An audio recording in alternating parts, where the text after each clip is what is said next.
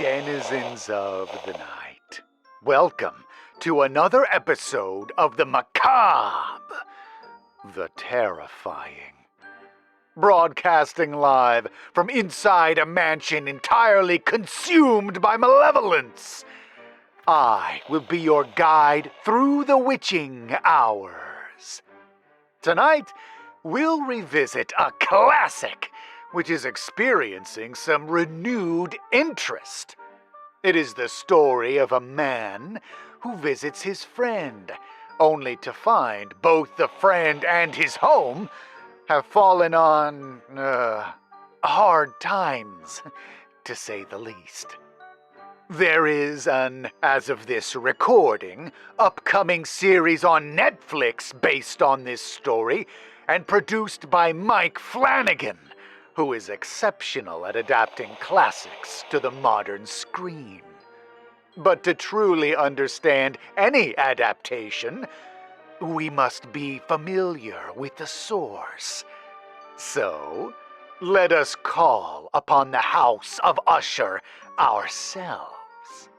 This story is called The Fall of the House of Usher, and was written by none other than Edgar Allan Poe.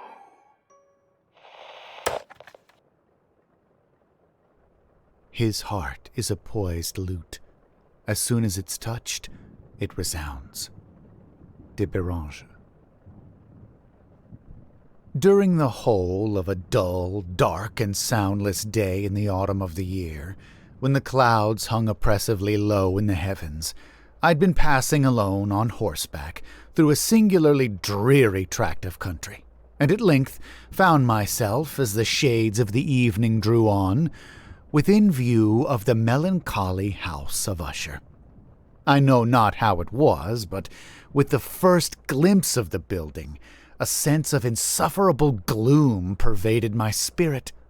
I say insufferable, for the feeling was unrelieved by any of that half-pleasurable because poetic sentiment with which the mind usually receives even the sternest natural images of the desolate or terrible.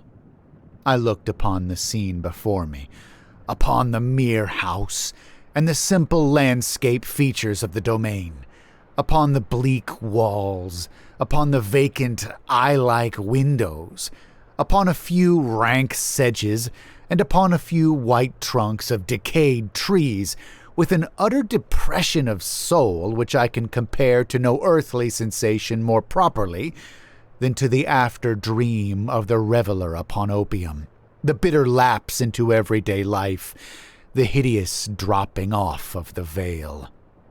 There was an iciness, a sinking, a sickening of the heart, an unredeemed dreariness of thought which no goading of the imagination could torture into aught of the sublime. What was it, I paused to think, what was it that so unnerved me in the contemplation of the House of Usher? It was a mystery all insoluble. Nor could I grapple with the shadowy fancies that crowded upon me as I pondered.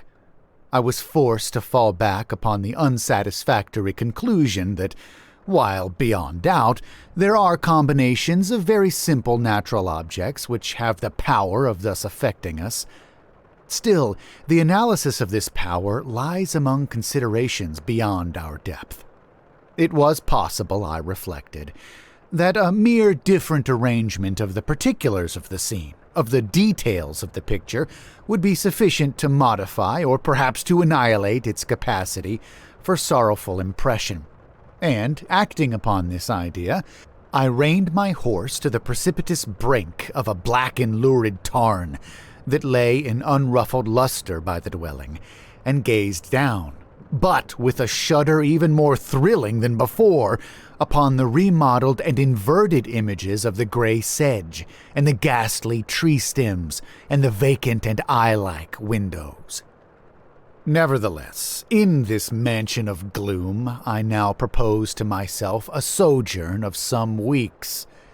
Its proprietor, Roderick Usher, had been one of my boon companions in boyhood, but many years had elapsed since our last meeting.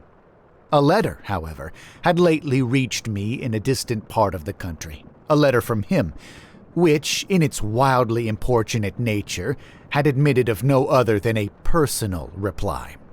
The manuscript gave evidence of nervous agitation.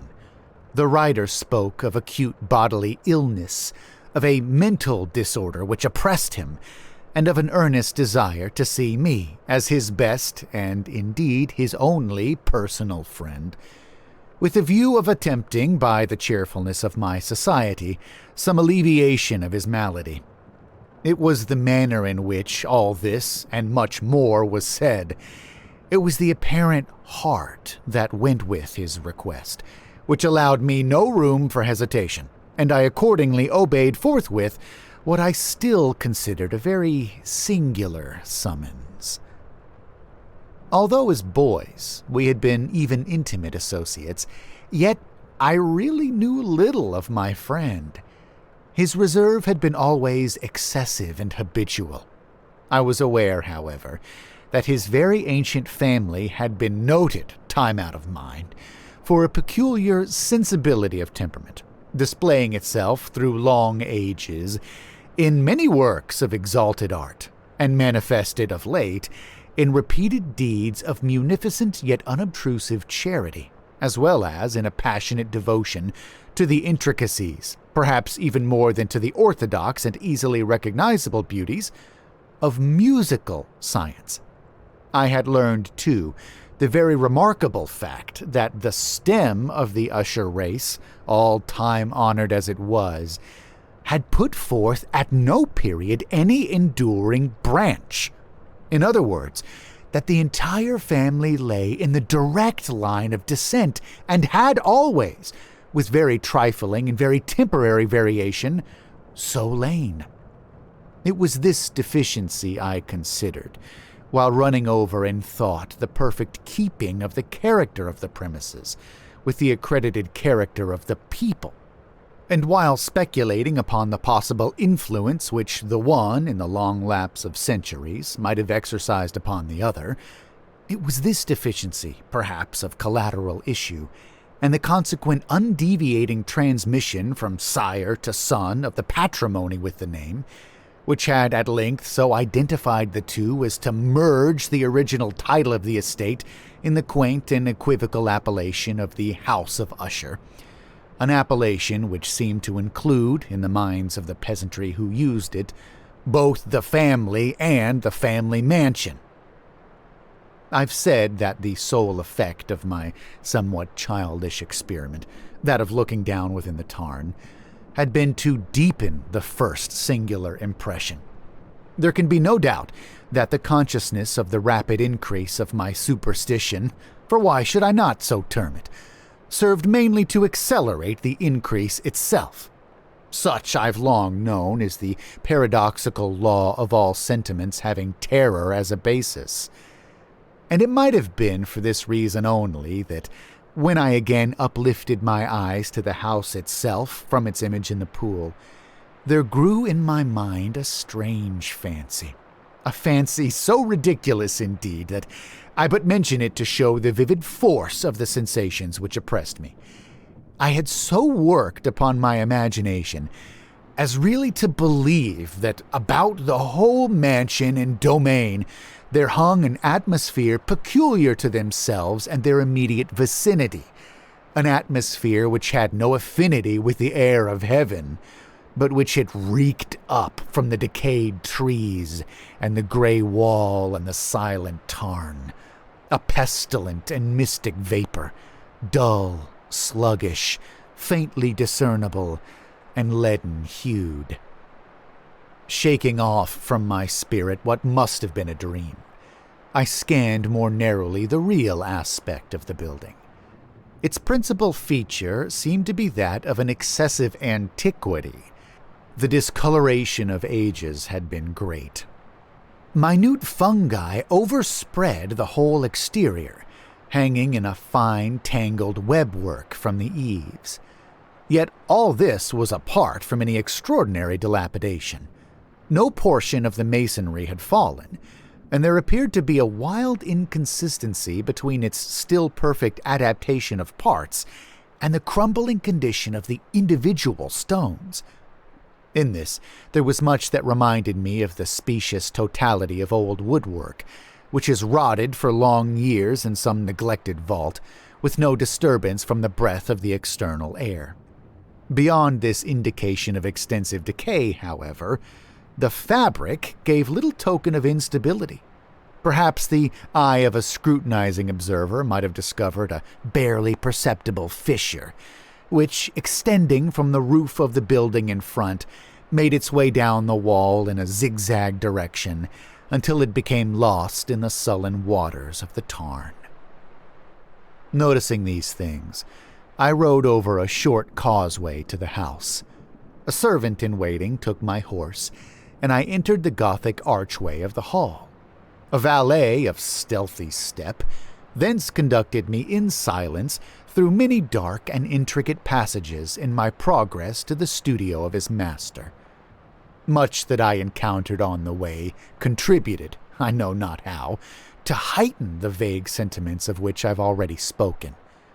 While the objects around me, while the carvings of the ceilings, the somber tapestries of the walls, the ebon blackness of the floors, and the phantasmagoric armorial trophies which rattled as I strode, were but matters to which, or to such as which, I'd been accustomed from my infancy. While I hesitated not to acknowledge how familiar was all this, I still wondered to find how unfamiliar were the fancies which ordinary images were stirring up. On one of the staircases, I met the physician of the family. His countenance, I thought, wore a mingled expression of low cunning and perplexity. He accosted me with trepidation and passed on. The valet now threw open a door and ushered me into the presence of his master. The room in which I found myself was very large and lofty. The windows were long, narrow, and pointed, and at so vast a distance from the black oaken floor as to be altogether inaccessible from within. Feeble gleams of encrimsoned light made their way through the trellised panes, and served to render sufficiently distinct the more prominent objects around. The eye, however, struggled in vain to reach the remoter angles of the chamber, or the recesses of the vaulted and fretted ceiling. Dark draperies hung upon the walls. The general furniture was profuse, comfortless, antique, and tattered. Many books and musical instruments lay scattered about, but failed to give any vitality to the scene. I felt that I breathed an atmosphere of sorrow, an air of stern, deep, and irredeemable gloom hung over and pervaded all. Upon my entrance, Usher arose from a sofa on which he'd been lying at full length, and greeted me with a vivacious warmth which had much in it, I at first thought, of an overdone cordiality, of the constrained effort of the ennui man of the world. A glance, however, at his countenance convinced me of his perfect sincerity. We sat down, and for some moments, while he spoke not, I gazed upon him with a feeling half of pity, half of awe. Surely, man had never before so terribly altered in so brief a period as had Roderick Usher. It was with difficulty that I could bring myself to admit the identity of the wan being before me with the companion of my early boyhood. Yet the character of his face had been at all times remarkable. A cadaverousness of complexion, an eye large, liquid, and luminous beyond comparison, lips somewhat thin and very pallid, but of a surpassingly beautiful curve, a nose of a delicate Hebrew model, but with a breadth of nostril unusual in similar formations, a finely molded chin, speaking in its want of prominence of a want of moral energy, hair of a more than web-like softness and tenuity. These features, with an inordinate expansion above the regions of the temple, made up altogether a countenance not easily to be forgotten. And now, in the mere exaggeration of the prevailing character of these features, and of the expression they were wont to convey, lay so much of change that I doubted to whom I spoke. The now ghastly pallor of the skin, and the now miraculous luster of the eye, above all things startled and even awed me. The silken hair, too, had been suffered to grow all unheeded, and as, in its wild gossamer texture, it floated rather than fell about the face, I could not, even with effort, connect its arabesque expression with any idea of simple humanity. In the manner of my friend, I was at once struck with an incoherence, an inconsistency, and I soon found this to arise from a series of feeble and futile struggles to overcome a habitual trepidancy, an excessive nervous agitation. For something of this nature I had indeed been prepared, no less by his letter than by reminiscences of certain boyish traits, and by conclusions deduced from his peculiar physical conformation and temperament. His action was alternately vivacious and sullen. His voice varied rapidly from a tremulous indecision, when the animal spirits seemed utterly in abeyance, to that species of energetic concision, that abrupt, weighty, unhurried, and hollow-sounding enunciation, that leaden, self-balanced, and perfectly modulated guttural utterance, which may be observed in the lost drunkard or the irreclaimable eater of opium during the periods of his most intense excitement. It was thus that he spoke of the object of my visit, of his earnest desire to see me, and of the solace he expected me to afford him. He entered at some length into what he conceived to be the nature of his malady. It was, he said, a constitutional and a family evil, and one for which he despaired to find a remedy. A mere nervous affection, he immediately added, which would undoubtedly soon pass off. It displayed itself in a host of unnatural sensations. Some of these, as he detailed them, interested and bewildered me, although perhaps the terms and the general manner of the narration had their weight. He suffered much from a morbid acuteness of the senses. The most insipid food was alone endurable. He could wear only garments of certain texture. The odors of all flowers were oppressive. His eyes were tortured by even a faint light, and there were but peculiar sounds, and these from stringed instruments, which did not inspire him with horror.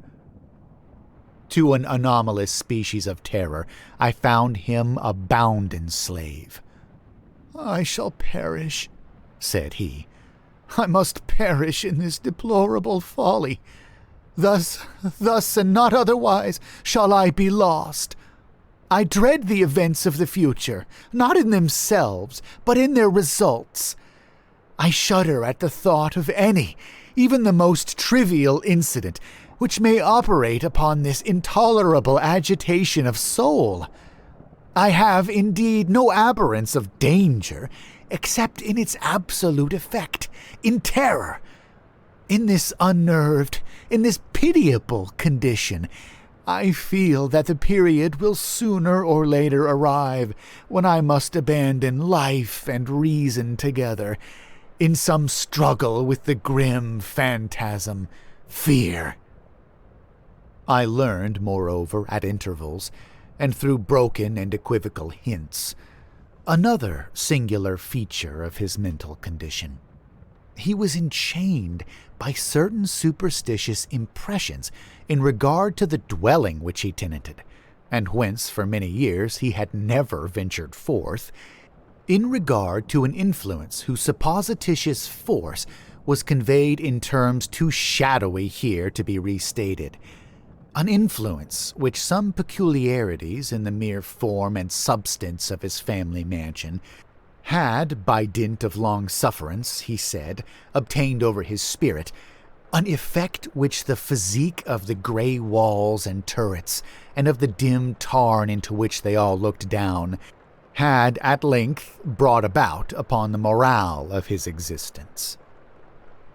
He admitted, however, although with hesitation, that much of the peculiar gloom which thus afflicted him could be traced to a more natural and far more palpable origin, to the severe and long-continued illness, indeed to the evidently approaching dissolution of a tenderly beloved sister, his sole companion for long years, his last and only relative on earth.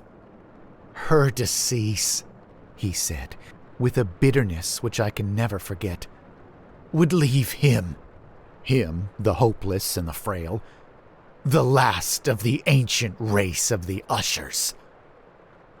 While he spoke, the Lady Madeline, for so was she called, passed slowly through a remote portion of the apartment, and without having noticed my presence, disappeared. I regarded her with an utter astonishment, not unmingled with dread, and yet I found it impossible to account for such feelings. A sensation of stupor oppressed me as my eyes followed her retreating steps. When a door at length closed upon her, my glance sought instinctively and eagerly the countenance of the brother, but he had buried his face in his hands, and I could only perceive that a far more than ordinary wanness had overspread the emaciated fingers, through which trickled many passionate tears. The disease of the Lady Madeline had long baffled the skill of her physicians. A settled apathy, a gradual wasting away of the person, and frequent, although transient, affections of a partially cataleptic character were the unusual diagnosis. Hitherto, she had steadily borne up against the pressure of her malady, and had not betaken herself finally to bed.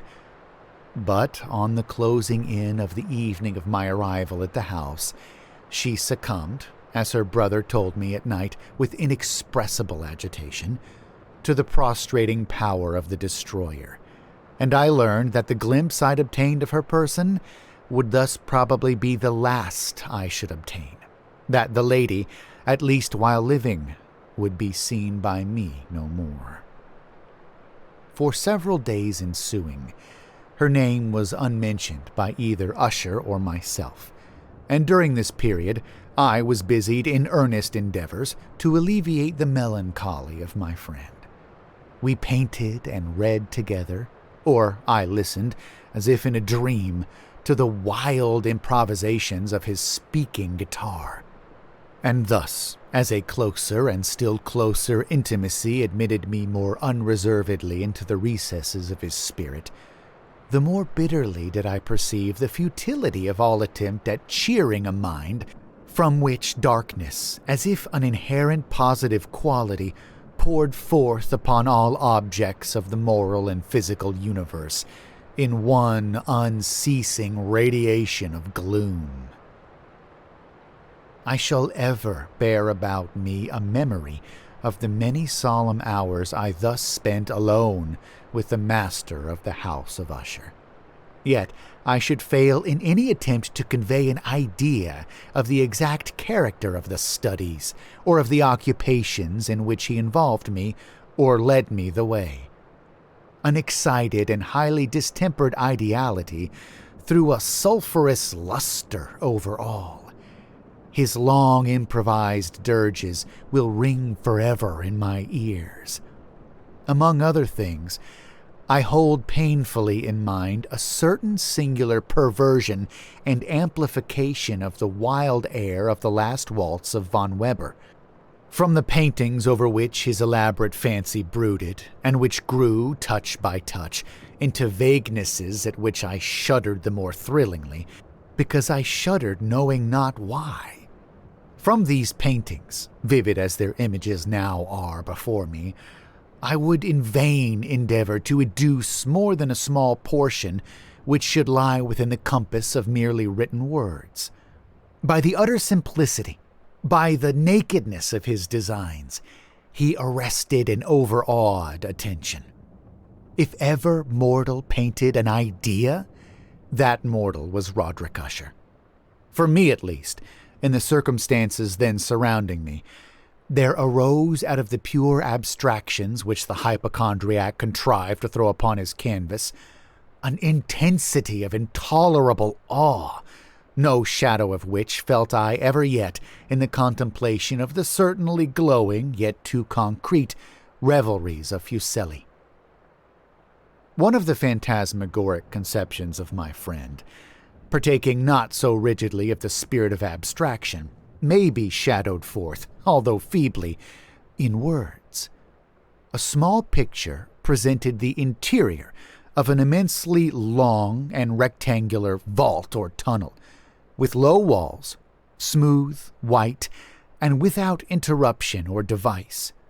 Certain accessory points of the design served well to convey the idea that this excavation lay at an exceeding depth below the surface of the earth. No outlet was observed in any portion of its vast extent, and no torch or other artificial source of light was discernible. Yet a flood of intense rays rolled throughout and bathed the whole in a ghastly and inappropriate splendor. I have just spoken of that morbid condition of the auditory nerve which rendered all music intolerable to the sufferer, with the exception of certain effects of stringed instruments. It was perhaps the narrow limits to which he thus confined himself upon the guitar, which gave birth, in great measure, to the fantastic character of his performances. But the fervid facility of his impromptus could not be so accounted for. They must have been and were in the notes, as well as in the words of his wild fantasias, for he not unfrequently accompanied himself with rhymed verbal improvisations. The result of that intense mental collectedness and concentration to which I've previously alluded as observable only in particular moments of the highest artificial excitement. The words of one of these rhapsodies I've easily remembered. I was, perhaps, the more forcibly impressed with it as he gave it, because in the under or mystic current of its meaning, I fancied that I perceived, and for the first time, a full consciousness on the part of Usher, of the tottering of his lofty reason upon her throne. The verses, which were entitled The Haunted Palace, ran very nearly, if not accurately, thus. In the greenest of our valleys, by good angels tenanted, once a fair and stately palace, radiant palace, reared its head. In the monarch Thought's dominion, it stood there. Never seraph spread a pinion over fabric half so fair. Banners yellow, glorious, golden, on its roof did float and flow.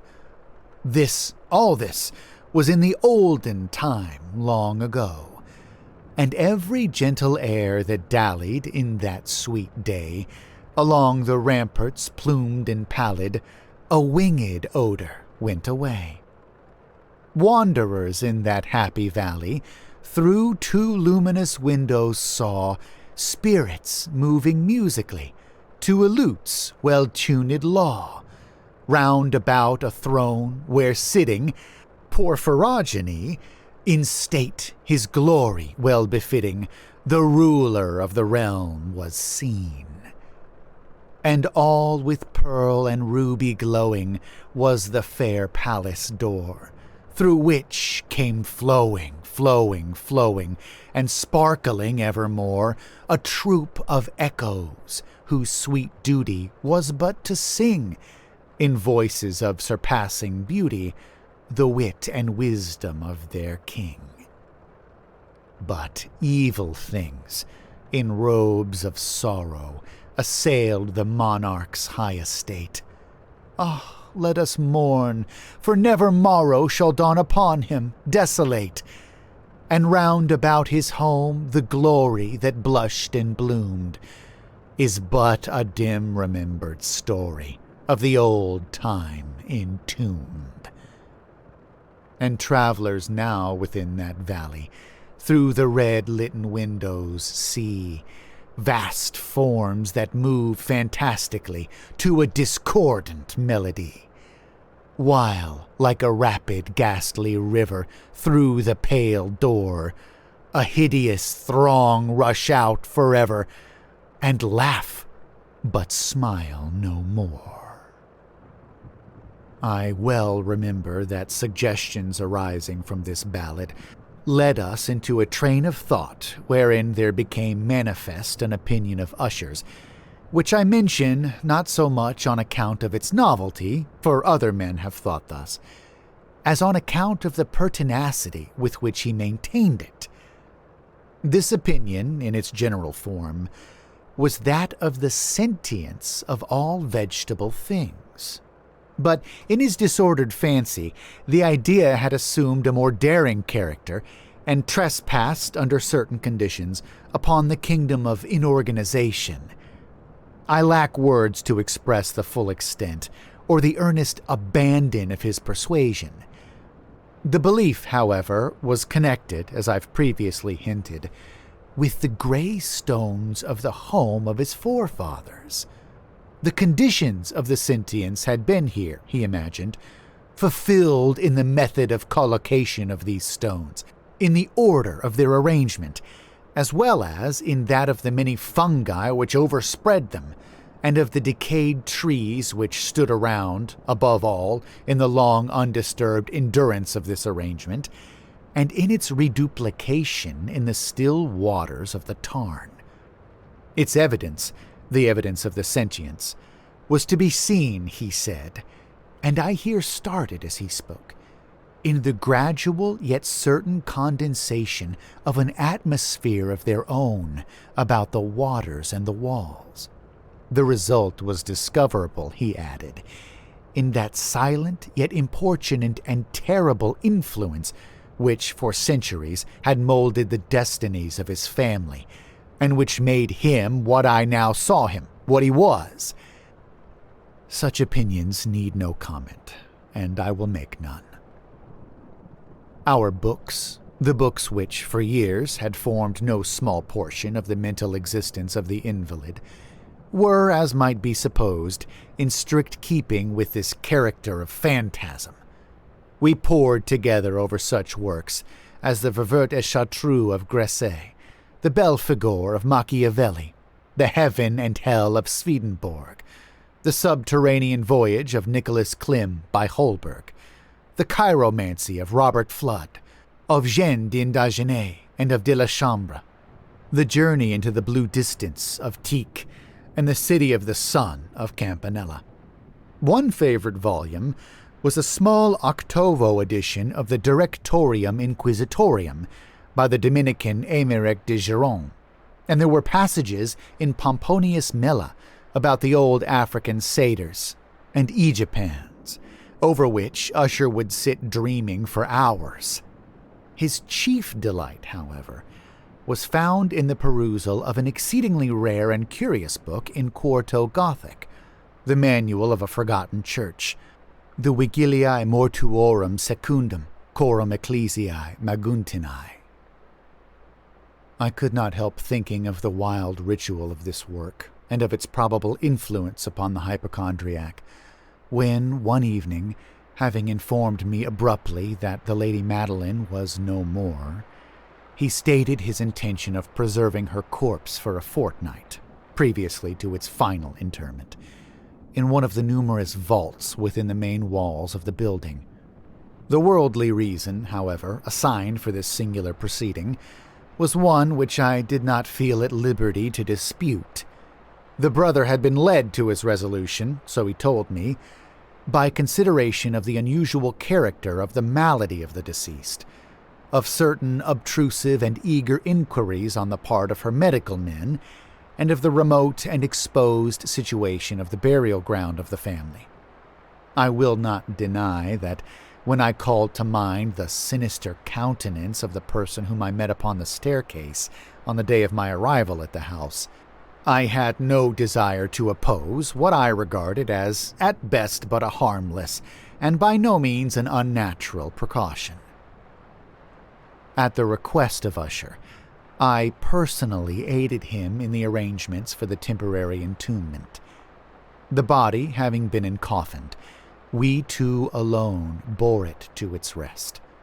The vault in which we placed it, and which had been so long unopened that our torches, half smothered in its oppressive atmosphere, gave us little opportunity for investigation, was small, damp, and entirely without means of admission for light, lying at great depth immediately beneath that portion of the building in which was my own sleeping apartment. It had been used, apparently, in remote feudal times, for the worst purposes of a dungeon keep, and, in later days, as a place of deposit for powder or some other highly combustible substance, as a portion of its floor and the whole interior of a long archway through which we reached it were carefully sheathed with copper. The door, of massive iron, had been also similarly protected. Its immense weight caused an unusually sharp grating sound as it moved upon its hinges. Having deposited our mournful burden upon trestles within this region of horror, we partially turned aside the yet unscrewed lid of the coffin and looked upon the face of the tenant. A striking similitude between the brother and sister now first arrested my attention, and Usher, divining perhaps my thoughts, murmured out some few words from which I learned that the deceased and himself had been twins, and that sympathies of a scarcely intelligible nature had always existed between them. Our glances, however, rested not long upon the dead, for we could not regard her unawed. The disease which had thus entombed the lady in the maturity of youth had left, as usual in all maladies of a strictly cataleptical character, the mockery of a faint blush upon the bosom and the face, and that suspiciously lingering smile upon the lip, which is so terrible in death. We replaced and screwed down the lid, and having secured the door of iron, made our way with toil into the scarcely less gloomy apartments of the upper portion of the house. And now, some days of bitter grief having elapsed, an observable change came over the features of the mental disorder of my friend. His ordinary manner had vanished. His ordinary occupations were neglected or forgotten. He roamed from chamber to chamber with hurried, unequal, and objectless step. The pallor of his countenance had assumed, if possible, a more ghastly hue, but the luminousness of his eye had utterly gone out. The once occasional huskiness of his tone was heard no more, and a tremulous quaver, as if of extreme terror, habitually characterized his utterance. There were times, indeed, when I thought his unceasingly agitated mind was laboring with some oppressive secret, to divulge which he struggled for the necessary courage. At times, again, I was obliged to resolve all into the mere inexplicable vagaries of madness, for I beheld him gazing upon vacancy for long hours, in an attitude of the profoundest attention, as if listening to some imaginary sound. It was no wonder that his condition terrified, that it infected me. I felt creeping upon me, by slow yet certain degrees, the wild influences of his own fantastic yet impressive superstitions. It was, especially, upon retiring to bed late in the night of the 7th or 8th day after the placing of the Lady Madeline within the dungeon, that I experienced the full power of such feelings. Sleep came not near my couch, while the hours waned and waned away. I struggled to reason off the nervousness which had dominion over me. I endeavored to believe that much, if not all, of what I felt was due to the bewildering influence of the gloomy furniture of the room, of the dark and tattered draperies, which, tortured into motion by the breath of a rising tempest, swayed fitfully to and fro upon the walls and rustled uneasily about the decorations of the bed. But my efforts were fruitless. An irrepressible tremor gradually pervaded my frame, and at length there sat upon my heart an incubus of utterly causeless alarm. Shaking this off with a gasp and a struggle, I uplifted myself upon the pillows, and peering earnestly within the intense darkness of the chamber, hearkened, I know not why, except that an instinctive spirit prompted me, to certain low and indefinite sounds, which came through the pauses of the storm at long intervals, I knew not whence. Overpowered by an intense sentiment of horror, unaccountable yet unendurable, I threw on my clothes with haste, for I felt that I should sleep no more during the night, and endeavored to arouse myself from the pitiable conditions into which I'd fallen by pacing rapidly to and fro through the apartment. I had taken but few turns in this manner when a light step on an adjoining staircase arrested my attention. I presently recognized it as that of Usher. In an instant afterward he rapped, with a gentle touch, at my door, and entered bearing a lamp.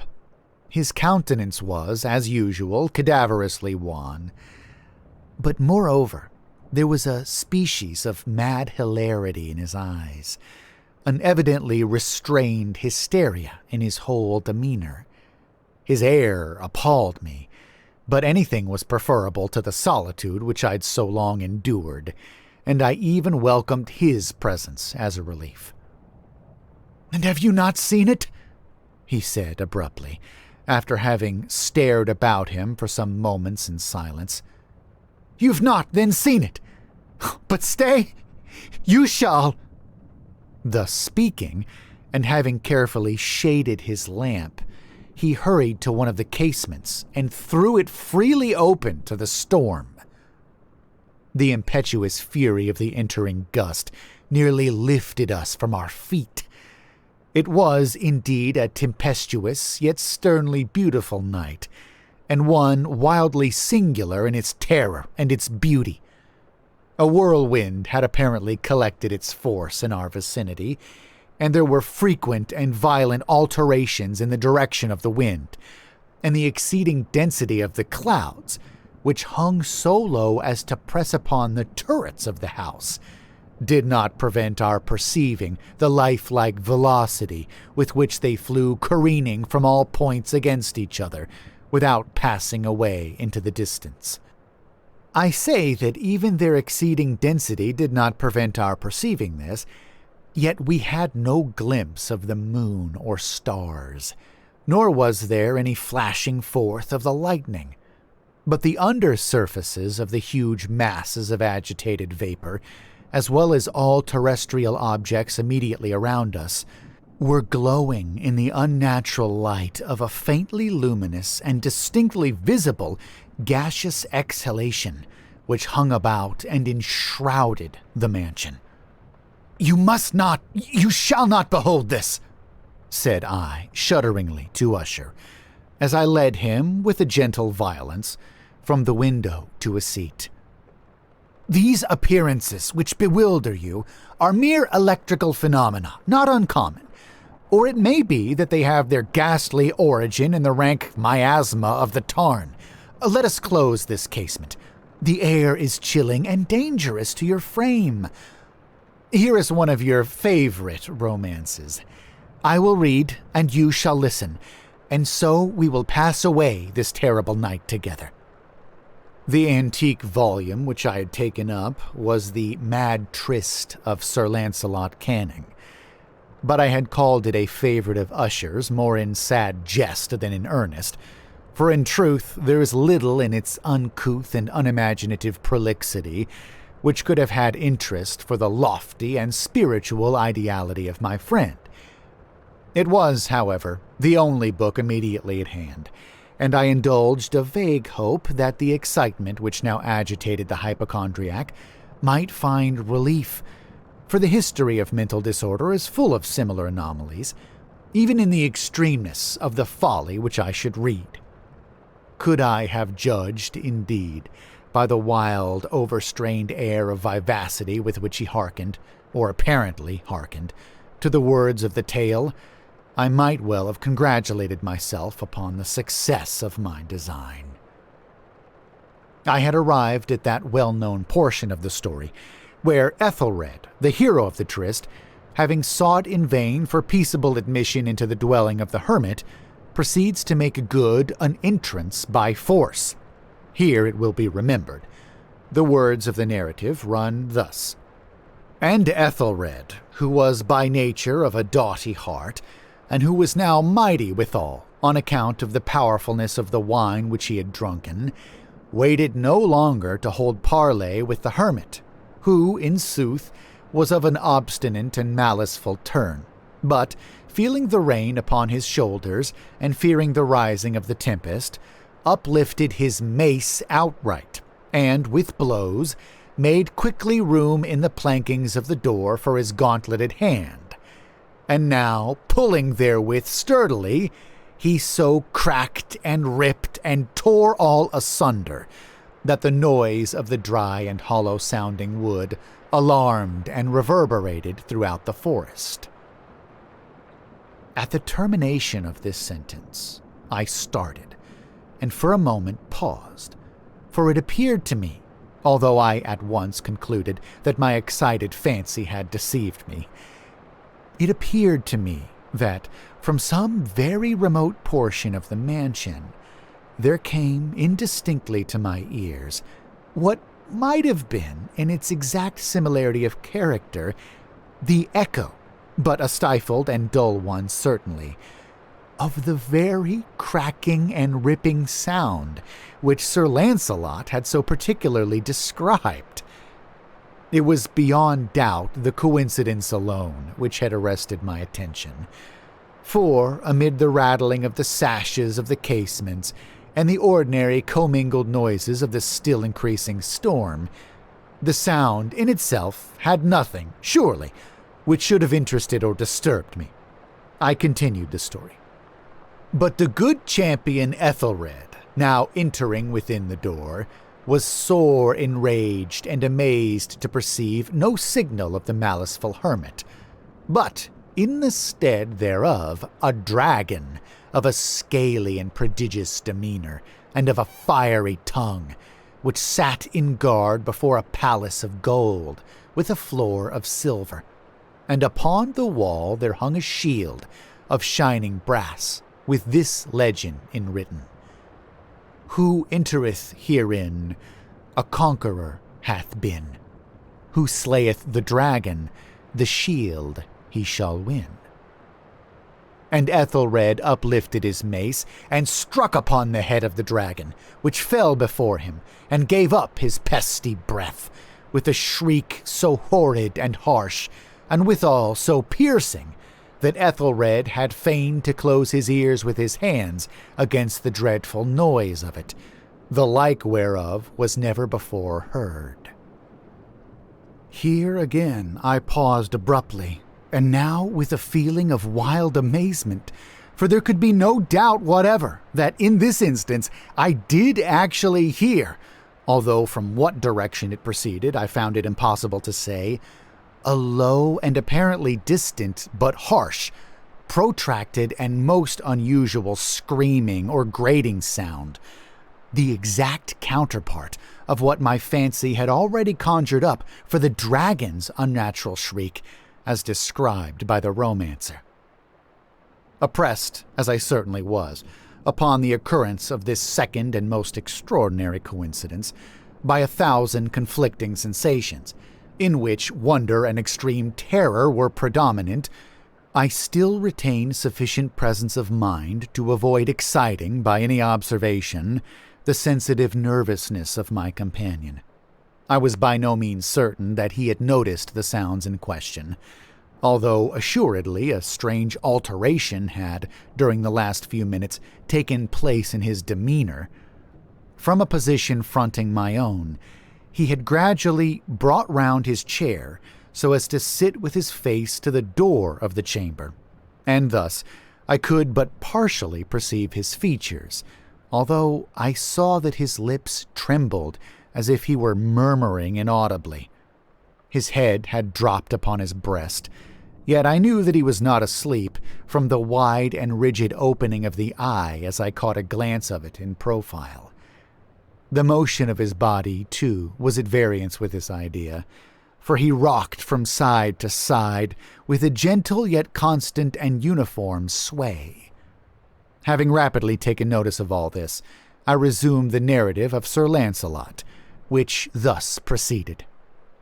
And now the champion, having escaped from the terrible fury of the dragon, bethinking himself of the brazen shield and of the breaking up of the enchantment which was upon it, removed the carcass from out of the way before him, and approached valorously over the silver pavement of the castle, to where the shield was upon the wall, which in sooth tarried not for his full coming, but fell down at his feet upon the silver floor, with a mighty, great, and terrible ringing sound.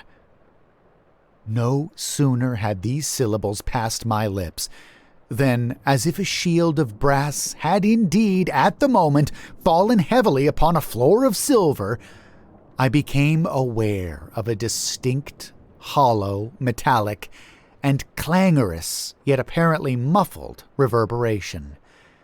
Completely unnerved, I leaped to my feet, but the measured rocking movement of Usher was undisturbed. I rushed to the chair in which he sat. His eyes were bent fixedly before him, and throughout his whole countenance there reigned a stony rigidity. But as I placed my hand upon his shoulder, there came a strong shudder over his whole person. A sickly smile quivered about his lips, and I saw that he spoke in a low, hurried, and gibbering murmur, as if unconscious of my presence.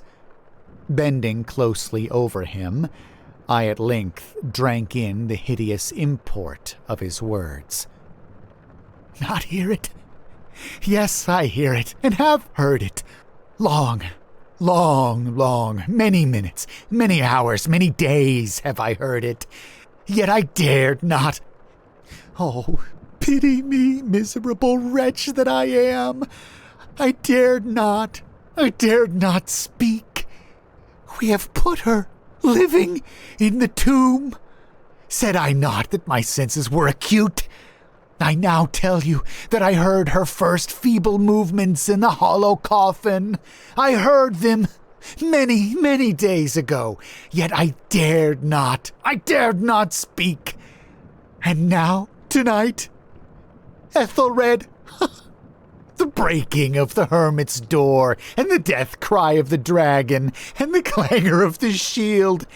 Say, rather, the rending of her coffin, and the grating of the iron hinges of her prison, and her struggles within the coppered archway of the vault. Oh, whither shall I fly?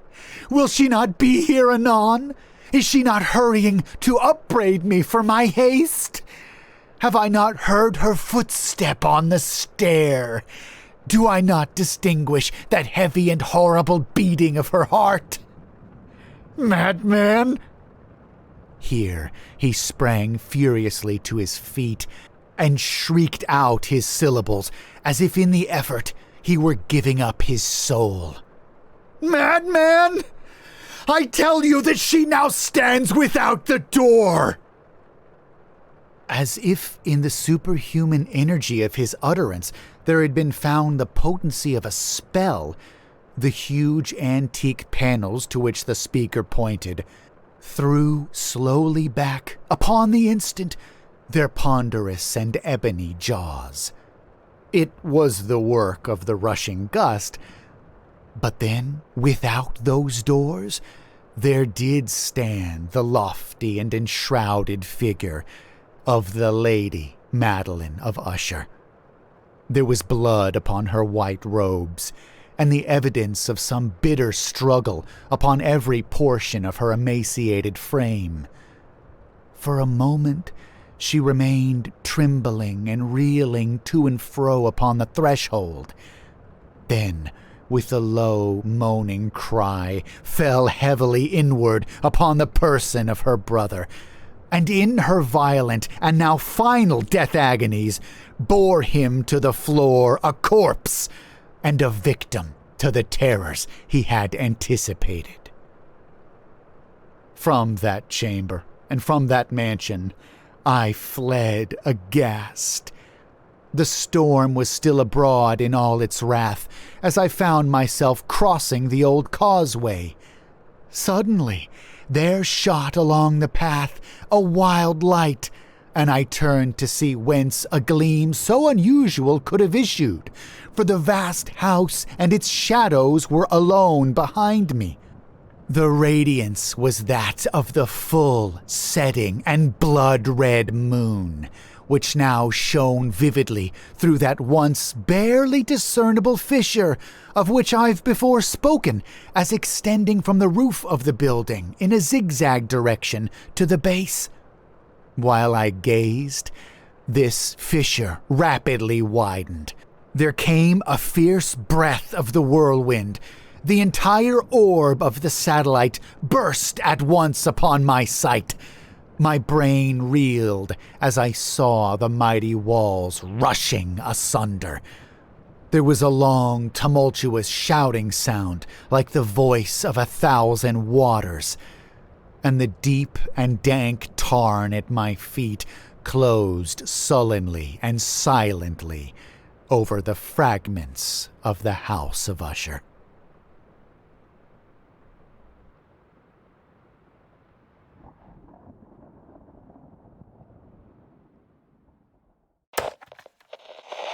Don't you just hate it when you die, and then the blood moon explodes your house in half and sinks it into the bog?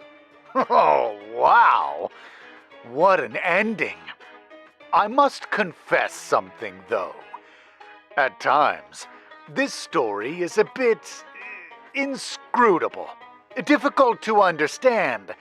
Literally, Poe's sentences seem to go on and on in a way which is fallen out of modern style. Nevertheless, he's just so good at creating a feeling in his work, isn't he? Your heart gets heavy, and you feel a kind of anxious dread when you read his work. Well, I'd say Mr. Flanagan has his work set out for him with this one. If I had to guess, I'd say that the adaptation will strive to have the effect of the story more than the letter of its contents. Keep an eye out for how the show makes you feel if you watch it. If you enjoyed this story, please leave a like on this video and subscribe to hear more stories, both old and new, like this one. Mr. Poe doesn't have a Reddit account, but you can find almost all of his work online in the public domain. Whatever you do, make sure you don't entomb a family member while they're still alive. And don't fall asleep.